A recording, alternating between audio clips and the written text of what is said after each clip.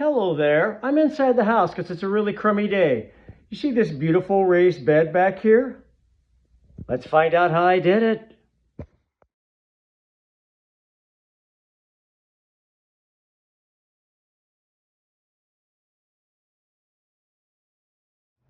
Put this stuff in. Rotten logs. Okay, once you get all your loggage in, don't let your raised bed run out of water. Charge it first. How do you charge it, Kevin? I'll tell you how. You squirt it with water till it gets good and soaked. I have just a little bit of dirt in there now, probably 2 or 3 inches on top of the rotting logs and debris. Water it in real good. That'll charge it from the bottom. If it sits dry, it'll sit dormant. Don't forget, water it in. Okie dokie. Hey, as I water it in, let me point out a couple things. First of all, notice the depth. We've still got I'm going to use the water as a pointer. No, that's not working. It's not a pointer. You can see on the far end there, we've got several inches before we get to our limit. I'm charging this in, I'm watering it. It's like filling a car up with gas without moisture. We have a compost pile here we're making of sorts. Kind of a funky, prehistoric, heavy-duty compost pile. The logs will slowly rot down over the months and years, feeding the soil from the bottom to the top. And then we also put new compost on the top each season to feed it from the top. So we're sandwiching in goodness here. But look at the cardboard on the edges. See the cardboard I've lined on either side? That's to keep there's cracks, or when you put these blocks together, there's these big wedges of voids here. I don't want my dirt to just get wasted and fall into there. So yeah, I'll water this in for a good 6, 8, 10 minutes at least. And then we've got about an inch of rain coming tonight with some storms. So I'll let it do the rest.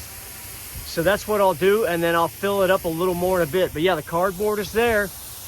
Keep the dirt in. All right, charging up my battery of my compost pile. Charging up the battery of the raised bed. Next phase, I have put a little bit of wood ash in here. Maybe, this thing was full, and it's about a 1 gallon pot. So it's just 8 or 10 handfuls mixed with some char. That biochar is very inert. With that, I've got some shredded leaves in there. And now I've got, 6 to 8 inches or so left. We're going to fill with the topsoil and then top that with plantain mix. Okay, the next entry is not topsoil, it's rough compost. I've done enough research to determine that onion seedlings will grow good in this rough compost. This stuff will break down through the season. It'll become just even much more finer than this. So onions are the first entry into this raised bed. And then after that, we're going to put cabbage. And about a week from now on the far end, onion's going to go in the middle. And then on this end right here, I'm going to put a couple, 3 tomato plants, maybe 4. We'll see how that goes. All right, next entry, rough compost.